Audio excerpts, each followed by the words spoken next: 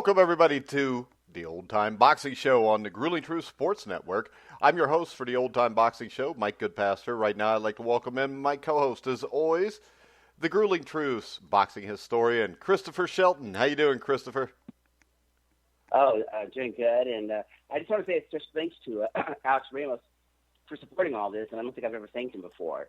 So I just want to make sure that I do that now. Yeah, and I want to remind everybody, as always, the Old Time Boxing Show is brought to you by the Retired Boxers Foundation with Jackie Richardson and Alex Ramos. Make sure you go check them out on Facebook. They do a lot of great work for retired boxers. Today, our topic is Ray Boom Boom Mancini, who held a WBA lightweight title from 1982 to 1984. Inherited his nickname from his father, the great boxer Lenny Mancini, who was ranked number one until the war basically knocked him out of any title shot. And the thing about Mancini, I think, is, Christopher, I think he gets underrated because anybody that could go 14 rounds with Alexis Arguello at the age he did has to be a damn good fighter. And then to go on and win a portion of the lightweight crown. And when you look at him, the backstory here, I think, is what made him famous. Well, I think, yes, also it is, and that's one of the problems is his mass popularity gives the impression of a hype. And anytime you have that, you might think the boxer's overrated. But Mancini, I don't think, studying this again, and the only thing he did was smart. He also picked the right time when to bow out. And I think he did everything right. In fact, this is, of all the people I've ever covered, this is going to be one of the most difficult people for me to criticize in a negative way, and that's not just because I'm on some kind of bandwagon for the guy. That's based on what I saw and what I see when the guy fights. Yeah, I mean, he always gave everything, and you could never question that. And I think the other thing is he kind of tapped out soon after only about 5 years of a boxing career because of the way he fought. And that backstory and the way he fought was all action, all the time, really endeared him to the American TV audience, and I think that's what blew him up when you get to the Morales fight, where they start putting him on national TV. He's fighting in Youngstown in front of thousands of his people, and it was just great TV at the time. Boom Boom versus Dynamite, and at the time he's ranked 10th, and it looks like there's a hype machine going on, until he fights. And when he fights Morales, a good fighter, he's dominating this fight. He's throwing punches nonstop. He's batting a little bit on the outside, but then immediately charges in body punches, head punches, the left hook. This is a really smart fighter. I think because of the lack of, he was like 18-0 going into the fight, I think people thought, well, Mancini really doesn't have the experience, the training and stuff like that. He looks like a really well-trained fighter. He doesn't look like he should be number 10, and in fact, he quickly jumped from number 10. He completely dominated Morales until he got the TKO, I think, the 8th round and stuff. It's a fun fight to watch, but again, at this point, the skeptics are in on Mancini, and he's proven the skeptics wrong. Yeah, and I think the thing that really got the skeptics was when he fought Jose Luis Ramirez, who was a very good fighter. Mancini beat him on a 12-round unanimous decision. And, I mean, it was easy. He won pretty much every round. The fight was televised by CBS. They fought it in Warren, Ohio, close to Youngstown. The place was packed. The TV ratings were great. And the next thing you know, through this fight, all of a sudden, Ramirez was ranked 4th. Mancini was 7th going in. And after winning the fight against Ramirez, Mancini signs the fight WBC lightweight champion and the legendary Alexis Arguello. Well, if you can see anything about Ramirez, I think it's the disappointment as an American of getting to see him fight. I mean, he's the Mexican lightweight champion, 54-2, only lost 2 fights, knocked down Alexis Arguello, and then lost a split decision. So he's this terrific fighter based on what we hear, but we don't get to see him. And we only get to see him once before on American television. He looks so great. And then Mancini won every round against Ramirez. So, and Ramirez, he's so non-showing any kind of facial expression or anything, and he's also not really doing anything to Mancini dominating him. He's going into the 12th round, like Mancini's still charging at him at this point. You think, Mancini, hey, you know what? This guy's got a knockout punch. He's knocked out 47 out of 52. Maybe you got to take it easy in the 12th round. Mancini doesn't. Mancini goes after him the whole time. But yeah, it's a tremendous victory on record. It's just a shame that the Jose Luis Ramirez that Mexicans got to see, Americans didn't see the same guy. We saw a guy that Mancini beat up seemingly pretty easily. Yeah, and the thing that's amazing about this is Really, the Ramirez fight, Morales a little bit, maybe the fight against Norman Goins at the felt for him. I think that was the fight that really got people's attention because Goins had been a really good amateur fighter. But he gets the Yeah, shot against great knockout. Arguello. And the thing that's amazing is July 19th is when he beat Ramirez. By October 3rd, he's on CBS fighting Alexis Arguello for the title. The big question is, was he rushed into this too soon? Well, I think it's because I think, in a sense, he wouldn't have been other than he looks so tremendous in those past two fights. So good that it was already speculated that the winner of Mancini and Ramirez would fight Arguello. But I think a lot of people thought Ramirez was going to fight. But Mancini looked so great, and the popularity was there, and Mancini wanted to do it.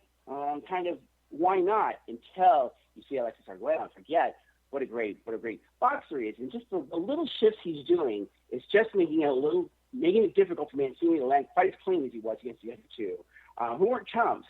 But Alexis Arguello, there's a difference between a great fighter, a champion, and a legend. And Arguello is in that category. He's also a real class act. So Mancini seemingly holding his own with Arguello. I'm not sure. They're even after 10 rounds, but I'm not sure that I'm watching this movie. Arguello's really fighting smart until Arguello starts dominating and finally gets the knockout on Mancini. But it's a fun fight to watch, but also it's a really good lesson learned, considering that was Mancini's only loss before the championship. So in a sense, he wasn't just being thrown to the wolves. He wanted this fight, I think he needed to learn. I think he needed to fight Alexis Arguello before he became champion. Yeah, and really until the 12th round knockdown, the fight was at least within shouting distance, so to speak, for him. Oh, yeah. And the other thing that strikes me is, even though this was a loss for Mancini, I think this fight did more for his career than it did for any other fight he had. And I'll also Absolutely. make this case. I think that Alexis Arguello, this fight, really endeared him to the American public. The way he handled himself after the fight made everybody love Alexis Arguello. That was really touching. He hugged Mancini and said, I'm there for you if you need anything. I know the story, the backstory about your father, you're fighting for your father. That touches me as a fighter and as a human being. And you're right, that it's sometimes you want to cut the fight at the end. Now this one you want to go a little farther, and it is. Alexis Arguello, such a class act. I always know that as a boxer, as a person, but it's when you see it again that you're reminded of the sadness of his suicide. And I don't want to remind the sadness of suicide. I want to remind myself of this guy right here against Mancini, who outboxed the guy. I would have hated for this thing to go to a decision, Mancini win. I'm glad Arguello got the knockout in a sense. It was a great learning lesson for Mancini. And Alexis Arguello, that's the number one class act. Yeah, because that's one where I was cheering big time for Mancini. And I always liked Arguello, but this put Arguello through the roof for me because it really showed what kind of a man he was, and not just as a boxer. That is, and I can respect Roberto Duran, who says, I cannot come down from the hyperness of how I feel that fast after a fight. People get mad at what I say and do because I'm still in that zone. Alexis Arguello seemed to come out of that zone really fast. And immediately embraced Mancini. And it didn't look like he was playing for points. He looked like he came across as genuine, and the cameras are there. He knows the cameras are going to be there. There was a genuine moment, and in a sense, it's nice that we got to share that moment with these two boxers. Yeah, and less than a year later, he fights Arturo Frias for the WBA title. In between there, he beat Julio Valdez. He won a couple nondescript fights just to kind of put him back on the map. And then he gets to fight Frias for the title. And the thing about this fight, is the fact that even though it's only one round, it's a great round. It is. And we talked about, the Waters thing. Hearns had only 3 rounds. You and I said Cooney Foreman. That's a hell of a 2-round fight. This is about as good Mancini and Frias. This is about as great a 1-round fight as ever exists. Frias gets the immediate, hard punches. Mancini looks like he's in trouble, a little bit wobble, and then he keeps fighting, and they're just duking it out, which is probably not the smart way for Frias to fight, but also there's a pride in champions. Frias also had a hard punch, and he knew he had Mancini hurt early, and, he went for it, and it's tremendous 1-round fight. Unfortunately, in the record books, for Frias, it just looks like a first-round knockout loss, and for Mancini, knockout win, 1 round, but what a 1 round. It's a 1-rounder that if you don't like this 1 round of boxing, you don't like boxing. Yeah, because like 20, 30 seconds into this fight, they have an exchange in the center of the ring, and Frias hits Mancini with a left hook to the chin, if I remember right, and it looked like Mancini was in trouble, and then all of a sudden, they both start wailing on each other. And Mancini suffered a cut on his left eyelid also. He has Mancini so wobbled twice, and that memories play tricks on all of us, that actually later in the announcers, they mentioned that Mancini had been knocked down twice by Arguello and Frias, but Frias didn't knock Mancini down. It's just he had Mancini in trouble. But yes, in 1 round, a lot happens, and Frias does have Mancini in trouble. Mancini stays in there and dukes it out, and then he got Frias in trouble. And then at that point, Frias, if he even can, should think about backing away or doing something. But I don't know. It all happens pretty fast, and Mancini pounces on him fast, has him in the ropes, starts landing a million punches, and it was a good stoppage. Yeah, and the thing about Mancini's career, unlike what you see today, was the fact that if you look back to like September of 1980, he fought Johnny Summerhays. October of 80, he fights Bobby Plegg. December of 80, Kelvin Lampkin. 8 days later, he fought Marvin Ladson. Then he fights Norman Goins in March, so he had like a 5-month layoff. But then in April, he fights Al Ford. Al Ford was a decent fighter. Jorge Morales, 1 month later. 2 months later, he's fighting Ramirez. 2.5 months later, he fights Arguello. And then in 1982, he fought Valdez January 23rd. He beats Frias in May. He's defending his title 8 weeks later against Ernesto España. España was a very good fighter who got a lot of help, from the WBA to get a bunch of title shots.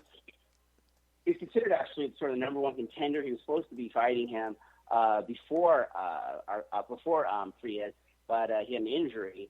So it was sort of the Mancini fight that didn't happen. So there was still a lot of hype when España fought Mancini. And then you kind of forget that as time moves on because Mancini dominated him, scored the knockout. So because he did that, you almost forget that, hey, this was supposed to be, even like Ramirez, this is supposed to be a more competitive fight than it turned out. And the fact that Mancini won them and dominated doesn't change the fact that the opponent was very good or that it was an overhyped match.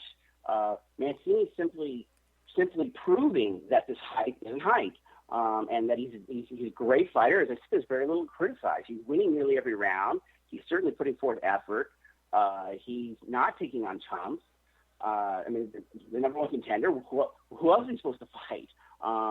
And looking great in the process. Yeah, and the thing about this fight is it was fought close to his hometown, and I think it was in his hometown actually, but it might have been Warren. I think it was a high school football field in Warren, Ohio, which was 10 miles from his hometown, and 20,000 fans paid up to $50 a pop. And this is in an area where unemployment was approaching 20 to 25%. And the thing about this fight that really stuck out to me for people to think that Mancini was overrated is if you look at the first 2 rounds, Mancini executed a counter jab to perfection, and, it ended up with him lifting España and his guard up, and then came to hooks from all over the place. And Mancini landed at a ratio of probably 2-1 at first, and that seemed to increase with each round. And he was a high-volume puncher, but he did it with some substance. No, I think also, he would throw a tremendous amount of punches in a round. He could throw easily over 30 to 40 punch range, landing them in 1 round, which is just astounding.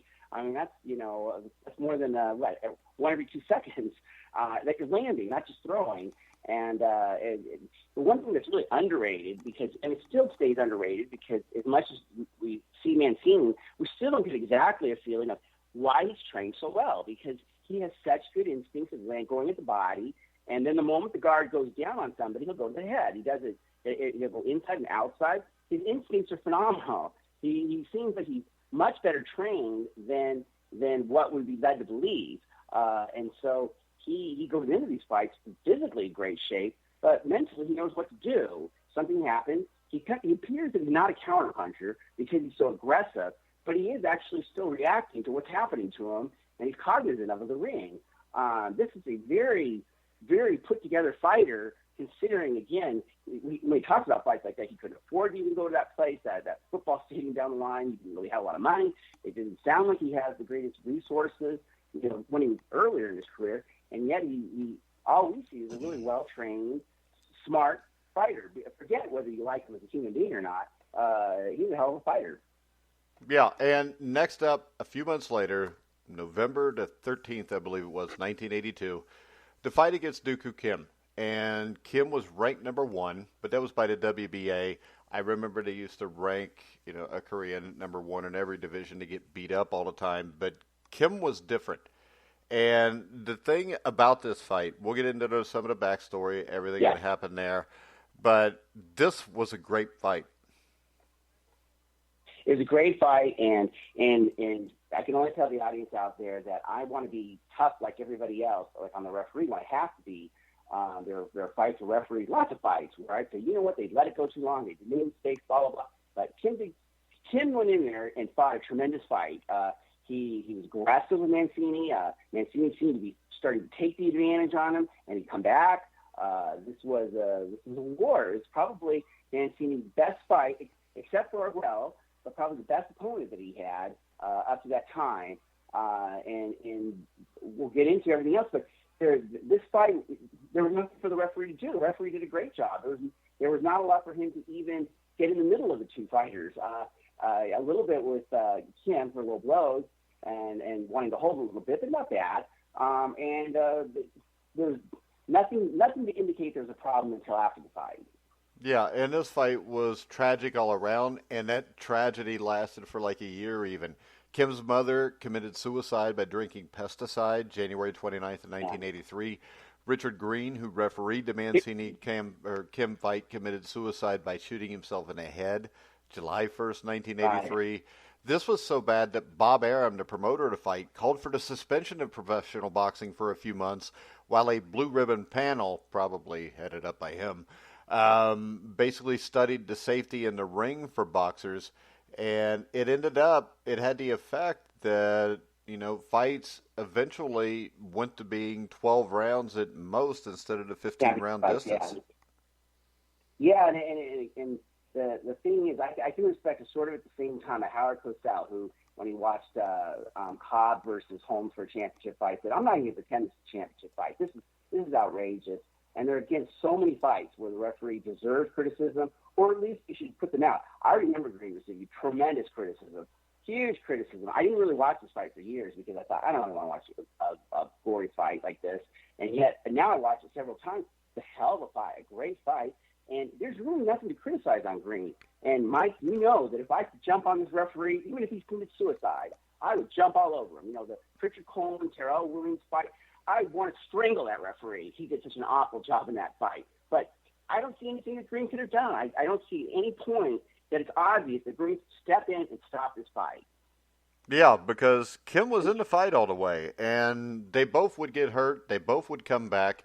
And, Dooku Kim was a badass. And nobody knew that going into the fight. But that day, yeah, Dooku Kim. During the fight, in Chicago, what a fake number one he is going in.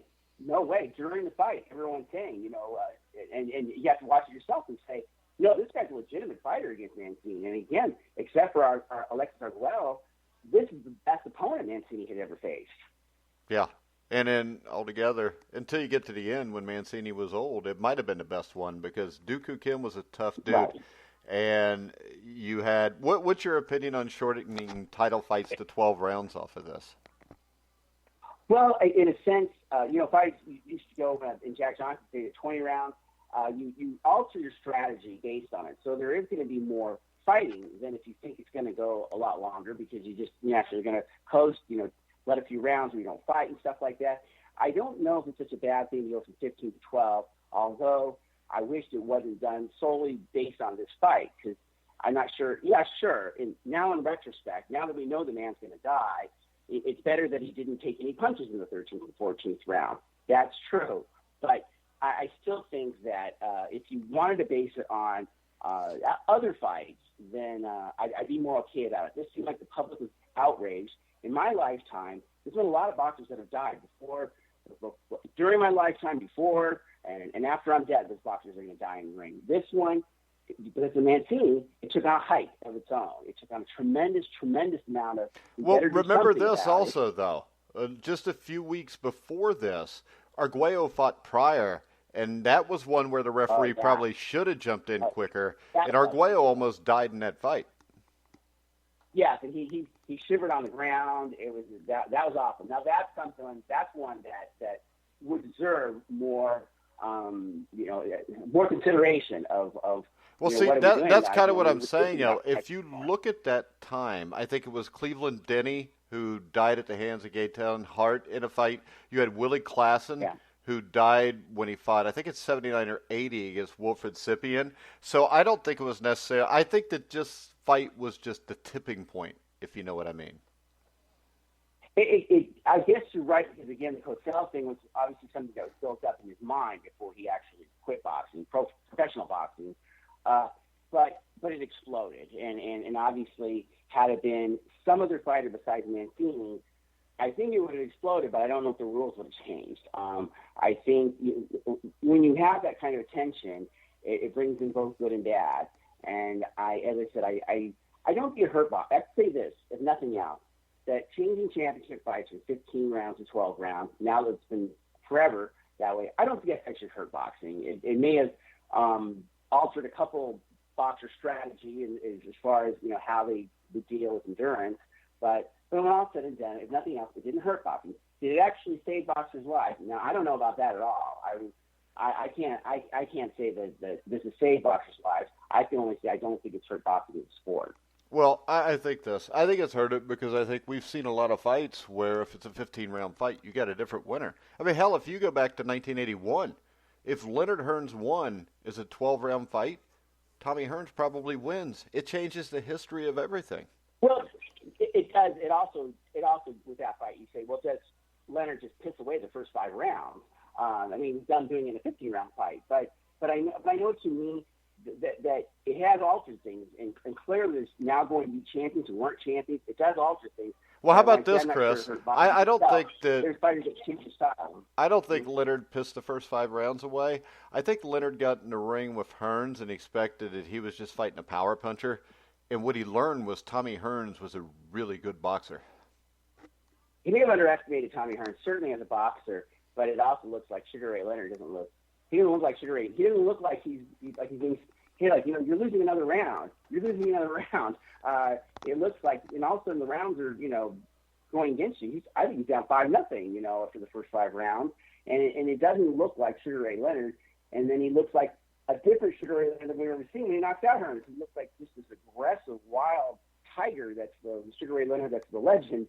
But I don't know what would happen in a 12-round fight against Thomas Hearns, other than I imagine Hearns would fight the way he fought, no matter what. I'm not sure if Sugar Ray Leonard would be the same Sugar Ray Leonard if it was 12 or 15. I'm not saying he wouldn't be. Well, I look at it like this, too. A fight like the Thrilla in Manila, if that's just a 12-round fight, Ali wins a pretty, not easy, but he wins a decision probably 8-4. Instead, you throw in the 13th and 14th rounds, and you got a Rocky movie. No, and also I think actually maybe things different on that one, which is fine. That's why you have like 3 judges too. I'm kind of glad it went 15 because if it stopped after 12, there'd be a lot of people that say, "Hey, Frazier won that fight, not Ali." Come on, there's a huge controversy, and by going that extra couple rounds, a 13th round was when it started. Ali started dominating Frazier heavily and completely. And in the 14th round, Frazier can continue and finish to the 15th round. So you have a knockout finish between that rivalry. And I think finally, no question, that was the way this rivalry should end. And had it ended after 12 rounds, I think you have an excellent chance of an Ali win and tremendous controversy from Joe Frazier fans. All right, and then just 2.5 months later, Mancini's back in the ring in Italy against George Feeney. He wins a unanimous decision on NBC. Boring fight.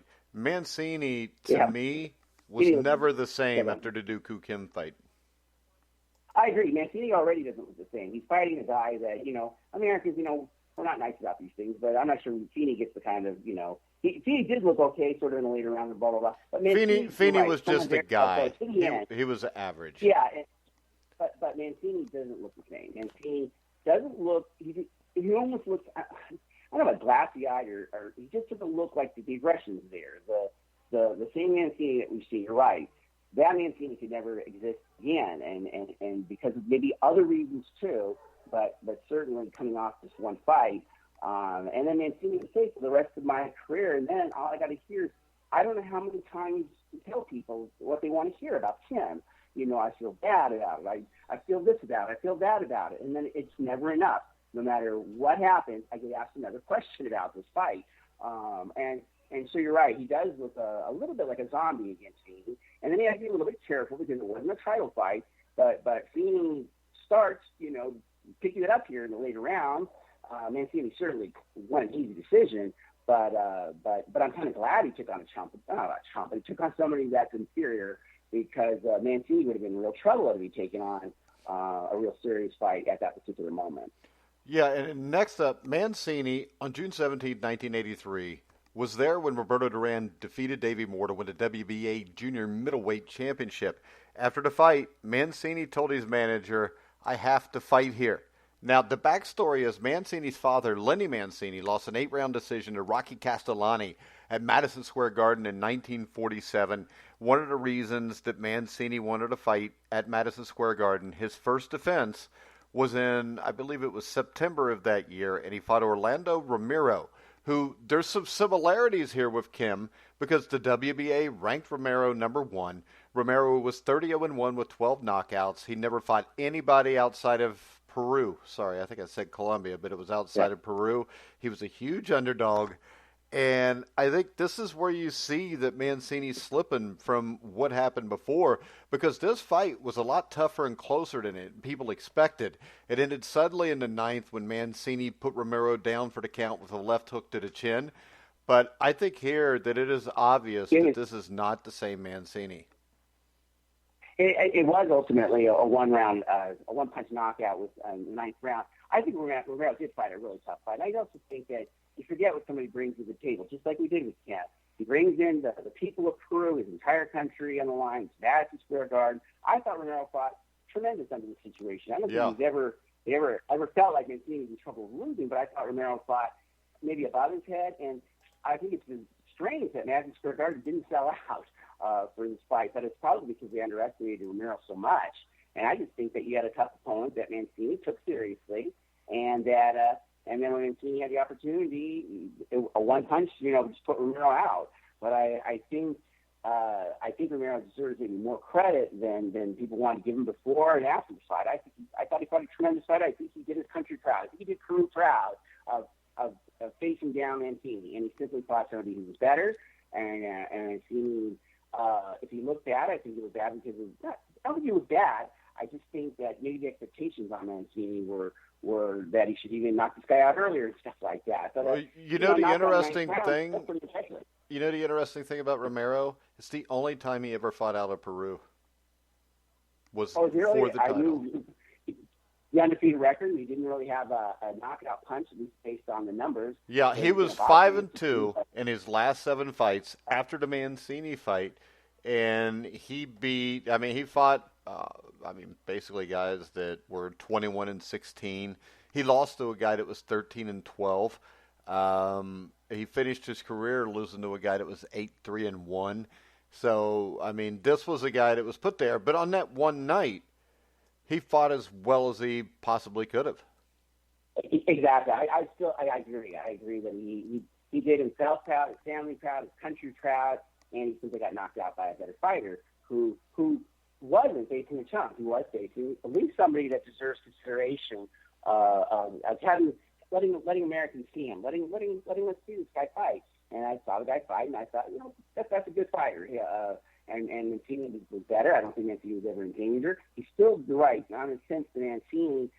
But a lot of guys forget the death of Kim. A lot of guys are never exactly the same after they win the championship as they were before and winning it. That's very common. And So there could be other factors going on, Mancini. You know, everybody wants something. Now he's a huge star beyond, beyond anything you dream about. There's one thing to dream about things, another thing to get it, and then get it at such a level that's different than just somebody else who has a fame. But it's not quite the same thing. A hype machine on Mancini, it's hard for me, again, to go back and look at boxers over the years and say how many people have that behind them, except I think Mancini legitimized that hype. All right, so next up he fought Johnny Torres, which was a non-title fight. He knocked Torres out in the first round, and he undercarded a Holmes Marvis Frazier first-round knockout in November. And then January the 14th, 1984, this was one of my favorite fights because these are two of my favorite fighters of all time. Ray Mancini against Bobby Chacon. Chacon, of course, was coming off of the upset win over Cornelius Boza Edwards. And in a sport that's haunted by the specter of tragedy, it's really ironic that this fight was even allowed to happen because I think Mancini was just too big for Chacon. But Chacon went to war with him, and, this was a great fight. It was a great one-sided fight. Now Mancini finally built himself to a point where he was such a favorite that actually Chacon had a little bit more of the audience on his side, the underdog and stuff. When he fought Torres, the fight before for the tune-up fight, Torres is kind of easy to watch because Torres looks like he sort of wants to stay in there with Mancini a little bit. He thinks, you know what? I'm not going to fight this guy. He kind of lets himself get knocked out in the first round. But yeah, with Chacon, it was a war, for How about this? I think this was a bad stoppage, Joe. When you watch the fight, the last four punches, Mancini hits him, and I think it's Richard Steele just kind of drops his head and lowers his arms, and then Mancini swings three wild punches and misses all three, and then Steele moves in and stops the fight.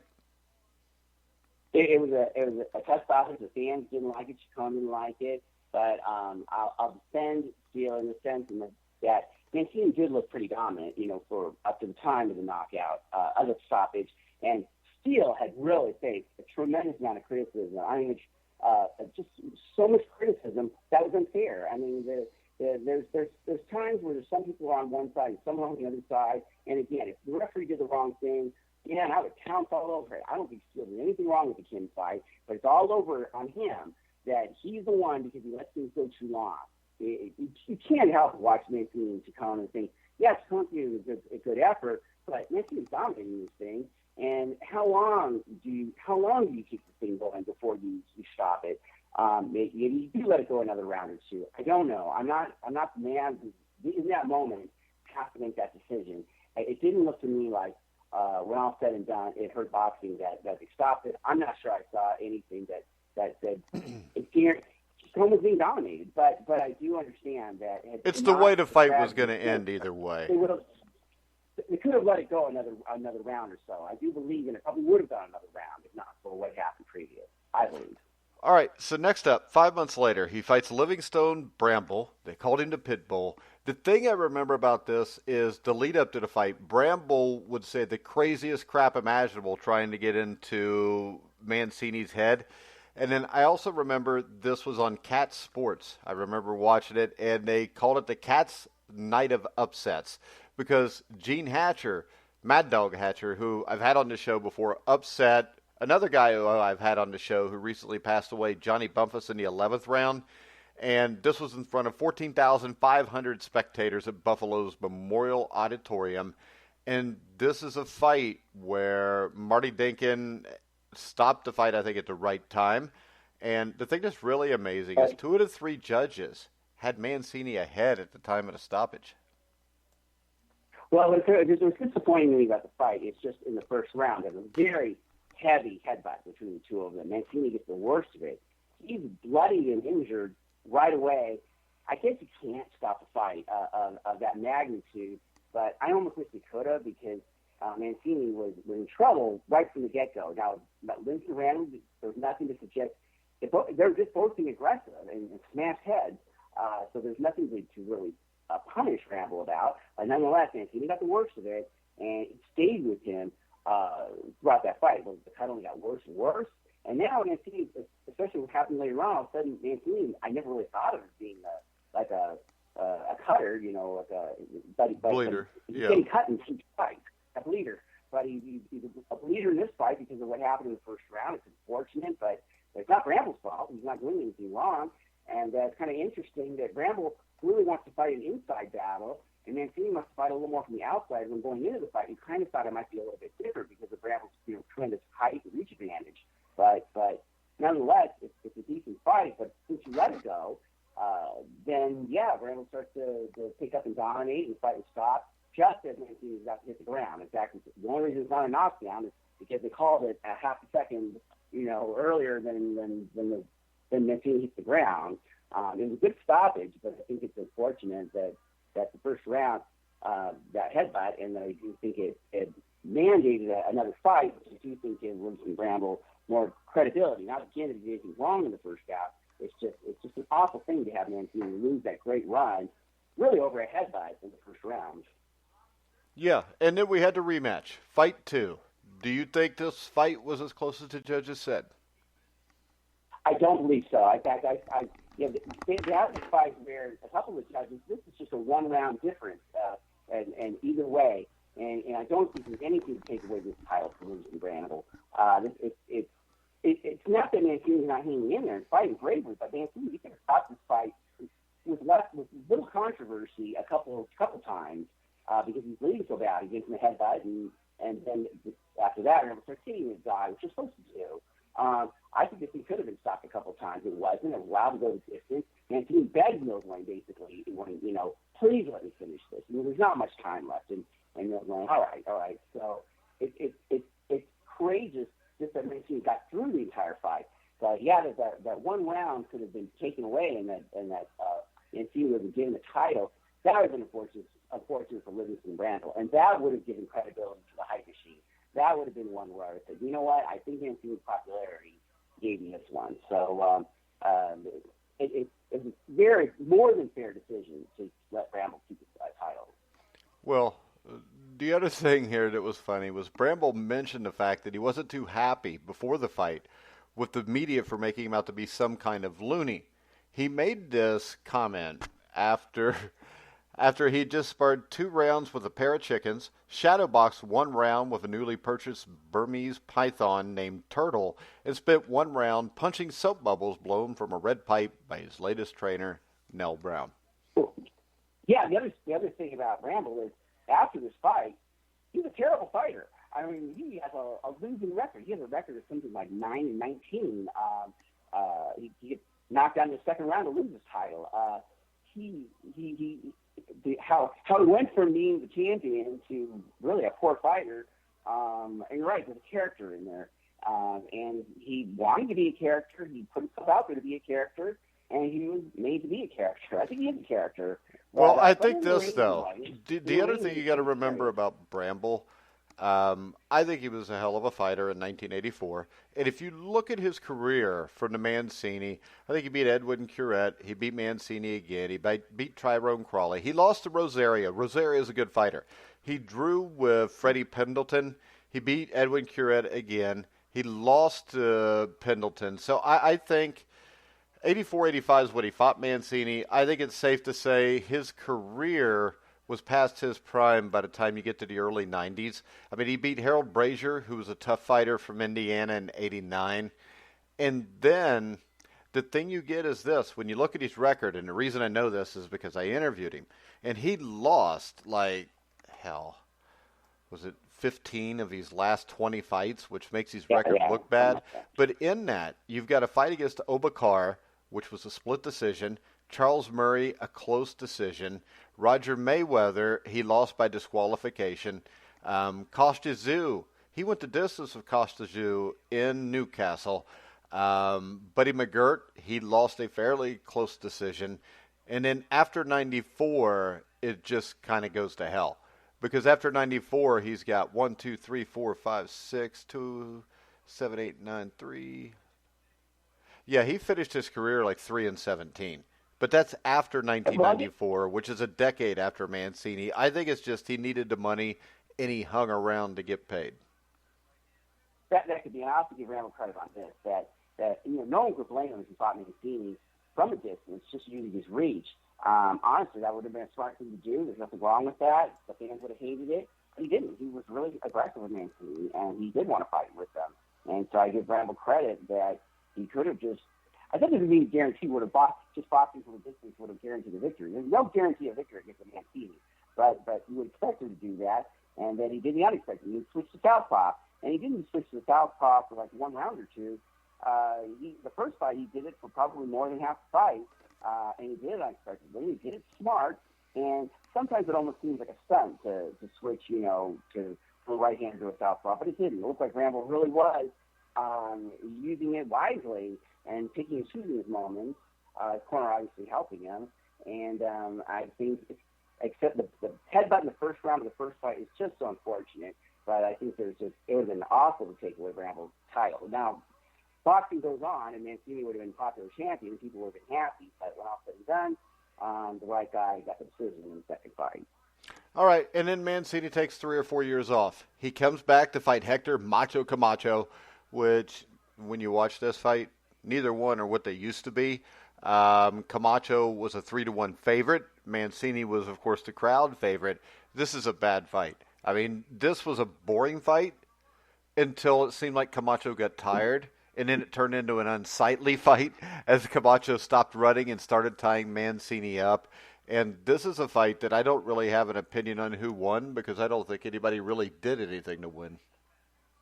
Well, I got to tell you that I found it a very exciting fight, but I also found it extremely frustrating because Mancini's aggressive throughout the fight, and Camacho is being smart as far as he's backing, not necessarily bicycling, but backing, and then really just throwing a very crisp, when he lands 1 or 2 punches before backing away, they're very crisp. But I disagree with the consensus that going into the 15th round, Camacho's clearly got this thing, and he just needs to hang on, because that's what he's doing. By the 10th round or so, he's holding Mancini nonstop. This is ridiculous. It was a 12-round fight, if I remember right, Chris. A couple points away from Camacho. It was a 12-round fight, if I remember right. Yeah. Oh, 12 round. I'm sorry. You're right. It was a 12-round fight.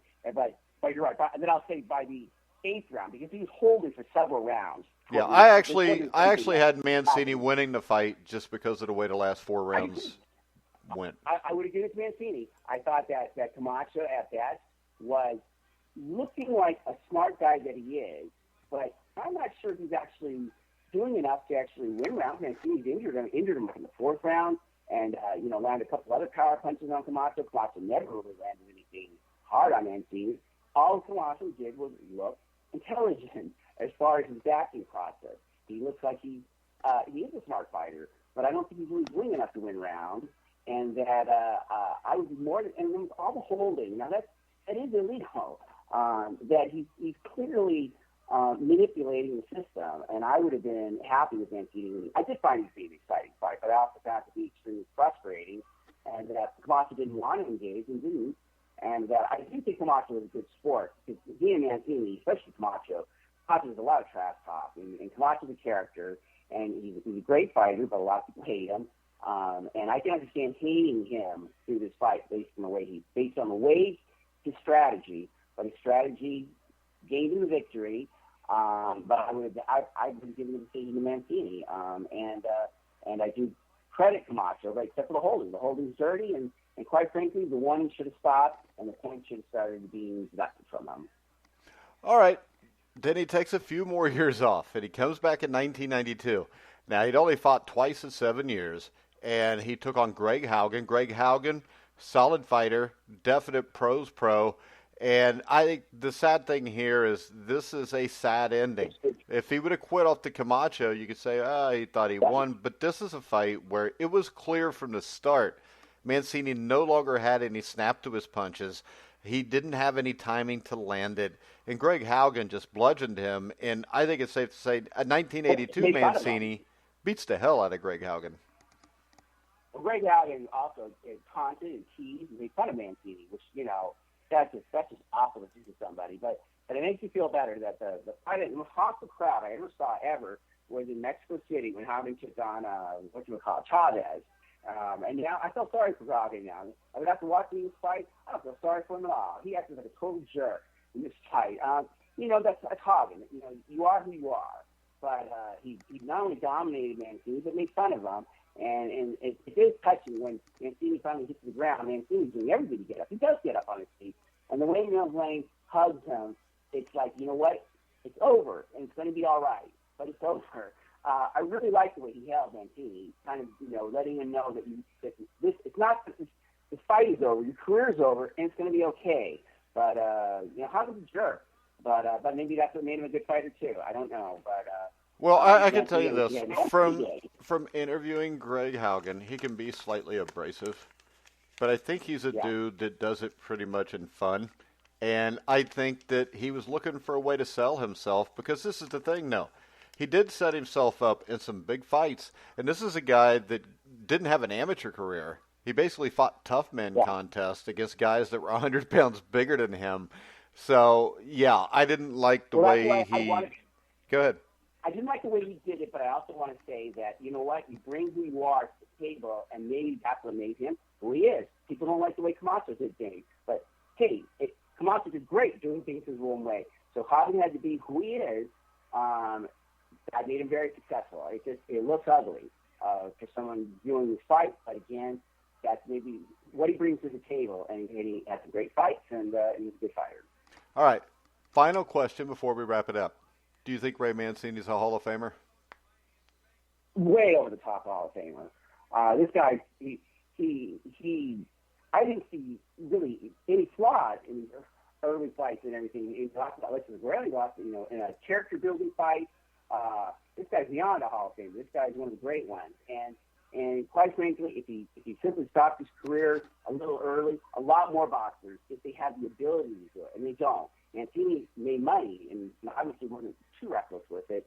And a lot of people aren't that way. They have to fight just like they did. Livingstone Bramble. They simply need the money. Mancini didn't just need the money, and I'm glad he didn't go out there. You can peak early or you can peak later, and that's in all sports. There's football players, baseball players who peak a little bit later. Some who peak really early. Mancini peaked early, and he went out at the right time, except for that last fight. My question is this. Great. How is he a Hall of Famer? Do you think he's one of the greatest lightweight champions of all time? I do. I think that is a spectacular run that he had. I don't think he was facing chump. I think he did anything. Who did he beat that impressed you? Because to me, Art Frias is tough. Ernesto España, most everybody beat. Dooku Kim was a guy who hadn't beaten anybody. Orlando Romero was a guy who never beat anybody. Bobby Chacon was a blown-up fighter, and he got smacked twice by Bramble. I don't see how that's a Hall of Famer. Ramirez, again, he did, because Mancini won so dominant. It's easy to say, well, that's another chump. But I don't think there's anything in Ramirez's background going into that fight that suggests that there's a chump. 54-2, only the loss against Arguello, knocked Arguello down. This isn't a chump, but he looks like he doesn't look as good because Mancini looks so good. And I think Mancini, when he took on Esperanza, that was the number one contender, and that fight had been delayed because of Espana. It had been delayed because of Espana's injury. So Mancini was waiting for him, and finally got around to fighting him after he was champion, and then beat him pretty easily. I think Mancini could be punished not only because he won some of these fights easily, but I think that same what they call the hype machine. In this case, maybe hurts him. That there's a way of looking at it and saying he got so much attention that other fighters didn't get. They all want to face Mancini because they wanted money, they want to fight money, and that could be used against him as well as it propelled him. But he was wearing when he 2 fights before Will, he should be wearing pants, and people don't think he's really going to be what he is. I think he proved himself in front of all of us when we watched him on television. I think he had a hell of a great run. And, if he's not a Hall of Famer, then I go, well, I don't care about who goes in the Hall of Fame. He doesn't. But I certainly think that he is nothing to be ashamed of. He had a great career, and it was not based on hype. It was based on he deserved it. I think he had a great career, too. But when I think of lightweights that are Hall of Famers, Ray Mancini does not stand out to me as being on the same level as Roberto Duran or Pernell Whitaker or Benny Leonard or any of those guys. You could even To me, I believe he beat Camacho. If that simply turns out the way the judges rule, what I see. Yeah, but this is the thing. He fought Camacho at 140, which is above both their best weights. They were both older. Camacho was never the same after the fight against Rosario in 86. Mancini was never the same after 83. I'm just saying for a Hall of Famer, I just don't know that there's enough depth on the resume. I think he could fight with about anybody. But let's put it like this. If he fights at 135 or 140 against Aaron Pryor, I think he gets butchered. Well, I'll say this, and maybe it's not even a very good analogy because I wasn't sure what we were going to go on. But I'll throw this out. If you compare two baseball players, Thurman Munson versus Carlton Fisk. Well, Munson, got himself banged up pretty early in his career. Fisk got himself injured at the point that he didn't play as many games. So by the time their careers are over, now Fisk, Munson died in the middle of his career. Munson got banged up and couldn't have lasted much longer anyway. While Fisk went on to many more years, and Fisk easily goes in the Hall of Fame, and Thurman Munson doesn't go in the Hall of Fame. I think Thurman Munson deserves to be in the Hall of Fame. Come on, Chris. Chris, well, anyway, you can't go to a Hall of Fame off of one or two good years, and you can't go without being a complete player. Thurman Munson couldn't throw guys out. Defensively, he was not very good. And if you look at him, a Hall of Fame, he had 3 years where he had 100 RBIs. The most home runs he hit in a season was 20 in 1973. And for his career, Thurman Munson had 113 home runs, 700 RBIs with a batting average of 290. That's not a Hall of Fame catcher. Well, the Hall of Fame committee agrees with you, and they didn't put him in. I said I think I would put him in, but obviously I'm in the minority, not only with you, but with the committee itself. And Mancini, what I see is a guy who didn't peak early. He peaked when he was ready, and I think he was a better fighter when he went into that first fight with Morales, and he was ranked 10th. I think he's a much better fighter than people realize. He was already had been better trained than people realized, and that he did what he was asked to do. And I think that, in my opinion, it was not a great run. It was a Hall of Fame run. If they don't want to put him in the Hall of Fame, then is Barry McGuigan a Hall of Famer? Well, I don't really know. To me, the Hall of Fame is so. Just your opinion. That's all I want is your opinion. Right. Well, Mancini, I've watched carefully over the last 2-3 weeks, and based on what I saw carefully over the last 2-3 weeks, I would say he was in. I would say before we did these interviews, and you said, do I think Mancini would be in? I would say, I don't know. I would say, I remember enjoying his fights. I thought he did great. I don't know. But based on the last 2-3 weeks, but give me this. What about Barry McGuigan? Because to me, Barry McGuigan, I don't think is a Hall of Famer either, but he has a better resume than Ray Mancini. For me, the better way to do these things is to study them before I make the decision, because your impressions aren't going to be the same thing. Your impressions when you watch somebody, and then when you study somebody, is different. And yeah, but remember this. My whole impression off of Barry McGuigan is he beat two great fighters. Mancini never beat a great fighter, except for maybe Bobby Chacon, but that was well past Chacon's best. But when you've beaten Juan Laporte... They're good fighters. But I don't care about being good fighters because we're trying to be in the Hall of Fame.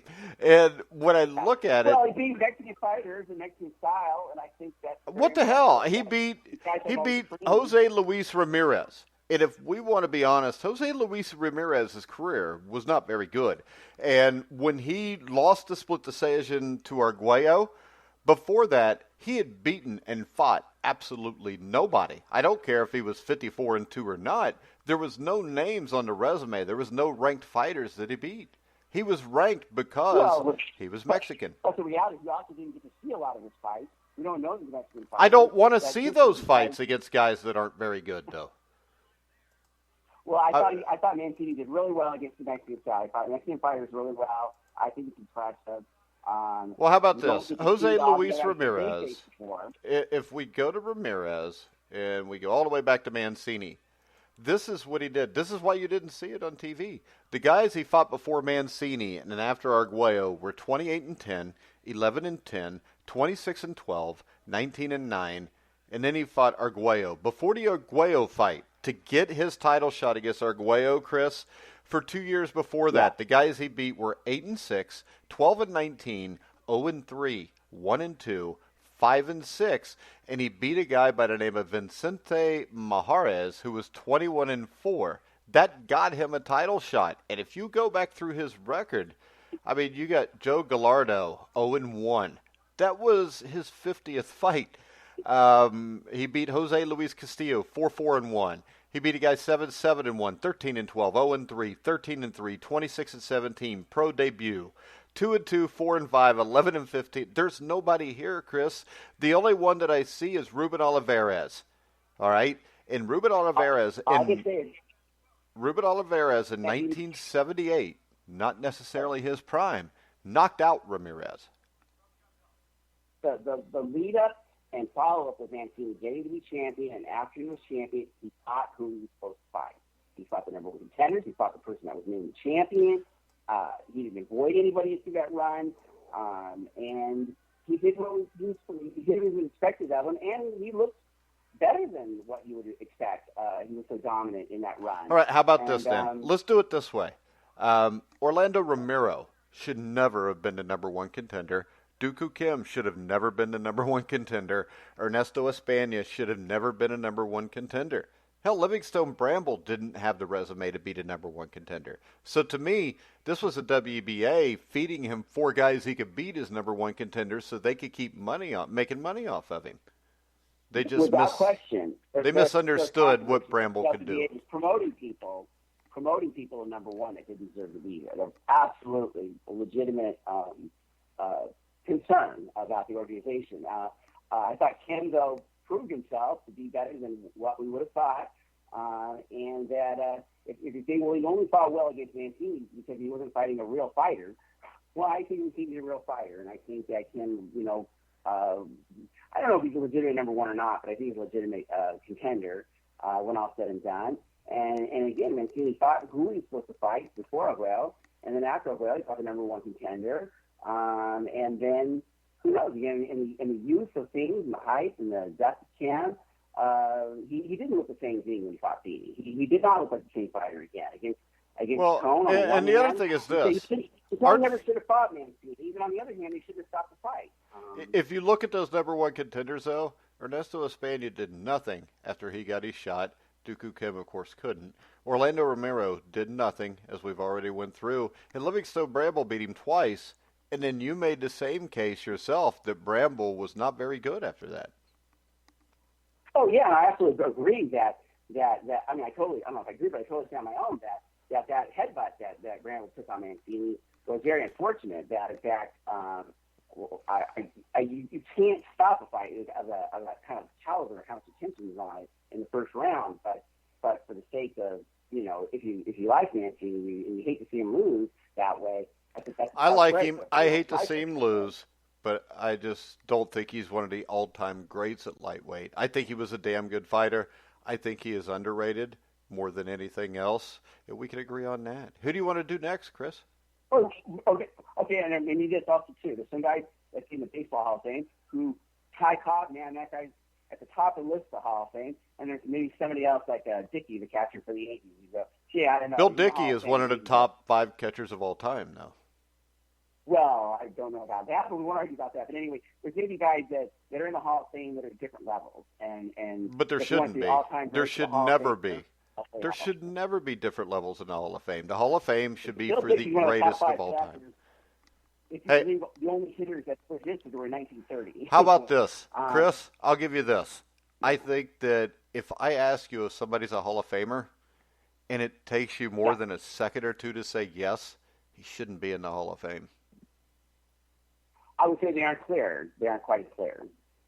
I just think this. I think if, as a Hall of Famer, you're one of the greatest players that ever lived. I interviewed Tommy John. A lot of people tell me he should be in the Hall of Fame. He shouldn't. Yeah, but he's not a Hall of Famer. He's not Sandy Koufax. He's not Bob Gibson. And I just think that you cheapen the Hall of Fame when you put levels in the Hall of Fame. Maybe we ought to just maybe we should just have a Hall of better than average.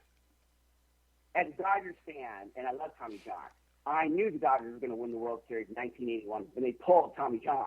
I thought the minute they pulled Tommy John, I go, finally, we're going to win a World Series. And I'm not sure we're going to win a World Series if Tommy John's still in the game.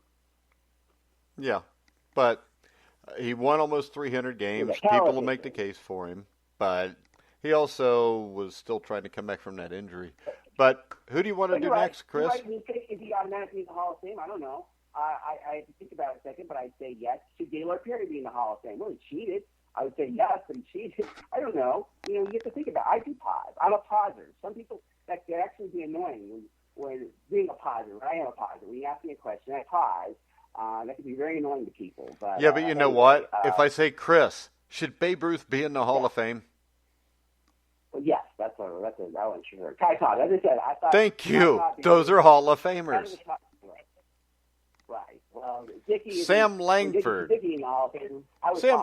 Sam Langford is a Hall of Famer. Ezzard Charles is a Hall of Famer. Ray Mancini's name doesn't belong with those guys. There's Joe Walcott. Is he a Hall of Famer? No. I don't know. See, I don't know. So Jersey Joe Walcott doesn't deserve to be in with Muhammad Ali, Larry Holmes, George Foreman, Joe Louis. He beat him twice. Dude, how old was Joe Louis when he beat him twice then? 30, they're both 34. In the second fight. But there was a big difference in those two guys' 34s. Jersey Joe Walcott's a guy that got better as he got older. And the reason I mentioned Walcott, because it wasn't a sure thing to me whether it's a yes or a no. I said it was a pause on Walcott. I don't think it was a pause on Ezzard Charles. Ezzard Charles in the Hall of Fame. No, Ezzard Charles is the greatest. Walcott in the Hall of Fame. Ezzard Charles is the greatest light heavyweight I've ever seen. But I didn't pause on Mancini. I thought he should be in. If people don't think so, that's fine. I'm just saying I'm not part of his bandwagon. I enjoyed Mancini. I've rooted for him in fights, but it's not clouding what I think when I see him over the last 2-3 weeks. Let's see. And Jersey Joe Walcott, didn't he lose to Joe Louis twice? Yeah, he beat him the first time. The referee robbed him. And the second time, he knocked him down 3 times. In the second fight, he was defeating him, and the referee told him to engage. When Walcott wasn't bicycling, he was simply boxing. And he got robbed. He got robbed twice. Yeah, but that's also, once again, that's 1948. Walcott also was a victim, just like Joe Louis of World War II. For World War II, the man cannot fight. He was taken away in the prime of his life. I think things like that have to be considered. All I said about Jersey Joe Walcott was I'd have to think about it rather than no. And I didn't say yes. And Ezzard Charles was a clear yes. But Jersey Joe Walcott, I think the problem is this. Walcott, if you look at the last 10 years of his career, maybe, but there's so many losses here for Jersey Joe. Because if I remember right, I mean, he finished with the 2 losses to Marciano, which is not disgraceful. In the first fight, he was whipping Marciano's ass. But that second fight, I think he just showed up, took the check, and went home. I agree. Walcott has a lot of losses on his career. If you want to do that on him, you can. But I'll say that, we're not sure Mike Weaver's a Hall of Famer too. A guy can be impressive after getting off to a rocky start or a start that we don't think of as a champion. We don't think of a champion. Oh, I agree with that completely. I just don't think that, 0-2 against Marciano. He was 2-1 against Ezzard Charles, but that's an old Ezzard Charles. He's 38. He's 95. Marciano, he was like 38 and got knocked out in the first round. But the thing is this. You can't use that because the same year he lost to Marciano the first time, he beat Ezzard Charles right before that, he knocked out Ezzard Charles. So to me, he had a lot of good fights. I don't think age necessarily means whether a fighter's done or not, because I think when you look at a guy like Jersey Joe Walcott, there's a case to be made that the last 3 or 4 years of his career was his prime. It could be, and as I said, World War II did affect his overall route, and then 34, he fought Joe Louis the first time. He knocked Joe Louis down twice. He easily wins that fight. And the referee's robbed him. Joe Louis walks away knowing he lost the fight. That was an old Joe Louis. So, Joe Louis. The thing about Joe Louis, though, kind of like Ali, that even when he was done, Joe Louis could still beat guys he shouldn't have been able to beat because he was able to adapt and do what he needed to do, if you know what I mean.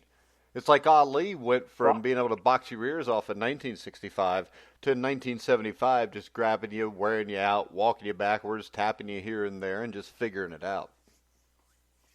I just think that your World War II affects Joe Lewis's legacy in a sense that Lewis can't really fight, because there's a war going on. Yeah. So I think you have to give Walcott and the other fighters the same kind of break. There's certain things that happen that cut into your career. The coronavirus won't let people fight right now. I don't know. It's not going to last as long as years, but things happen. And anyway, I'm giving Walcott every benefit of the doubt, and you're giving him no benefit of the doubt. I'm saying somewhere in between is whether he deserves to get in or not. All right. Who do you want to talk next? Well, I would have loved to do something like Primo Carnero because of the Italy connection. I know you're not fond of people like that. I can do Primo Carnero. Yeah, I'd love it. I would really enjoy that. I would have a lot of fun doing it. All right. Just let me know when you want to do it. You want to do it later this week, 2 weeks, or what? Yeah, like about 10 days, because I really want to enjoy the fights, too. And now with a little bit about the mob stuff, but I really want to see the fights. It's just this giant guy who, I really enjoy doing Primo Carnero. That would be a really fun one. And the coronavirus really is causing my life problems. I mean, not because of you problem. It's a domino effect. It's affecting other things that are affecting other things that are affecting other things that are creating crisis, at least around me. And I don't know how much problems it's causing or not causing you.